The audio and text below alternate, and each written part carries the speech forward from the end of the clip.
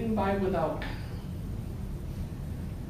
I happened to catch the Oprah Winfrey show yesterday, and Oprah Winfrey had this family that was going through a week with no TV, no video games, no cell phones, no computers, just basically stripping all the electronics out of their lives and reconnecting as a family. No fast food, those sorts of things.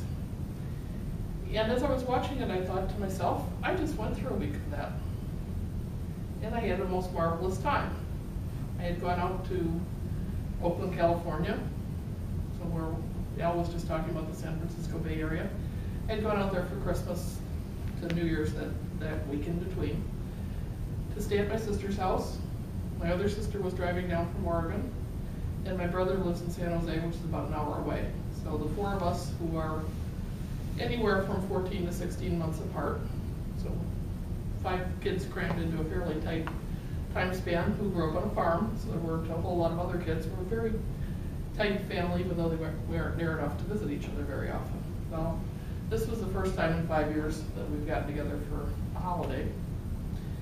And the sister from Oakland had her 3 boys there, and my sister from Oregon had one of her kids came down. And I'm talking kids that are all in their early 20s. Well, it turns out Verizon doesn't have coverage at my sister's house. So it wiped out Mary's cell phone, Kate's cell phone, Jane's cell phone. Mary being the one who lives there. She doesn't use her cell phone in her house. And Mary's 2 of her 3 kids are developmentally disabled, and one of them is really into video games. So the computer was continuously occupied by Kevin, which meant none of the rest of us had access to email or any of those things. So we basically wiped out the electronics. So what do you do when you've wiped out the electronics in your life? Massive number of us use Facebook, and Twitter, and certainly email, certainly cell phones. Lots of people do texting. Just wipe all that out of your life. What do? You disconnect with the rest of the world that's really irrelevant while you're trying to take a vacation.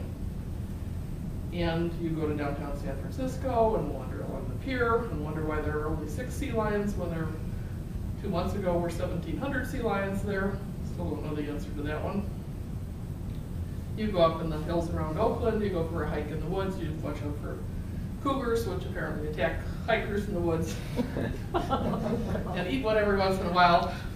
And then when you get home, you discover that your sisters had in their head, well, I can outrun Jane.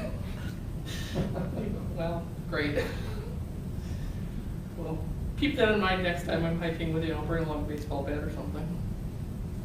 And we did go to a movie, which is something that I guess fits in electronics or media of the outside world. But the other things besides hiking and sightseeing, we cooked.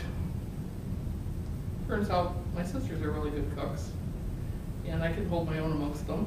So after we cooked, we ate, and we talked, and we did Sudoku puzzles and crossword puzzles and jumbles and the types of stuff that showed up in the paper in the morning, and we read the news and we talked to each other about our lives and our careers and our families, and had a really darn good time reconnecting. And I come home and I'm resenting my cell phone. I don't want somebody calling me on my cell phone. Leave me alone. I want to do my life. And so when I watched Oprah's show yesterday, it was so revealing that this family who had gotten so into this stuff, when it was stripped all away, turned into a normal family. And they all had smiles on their face. They were just thrilled with the results of it. Big question is, how can you keep it up?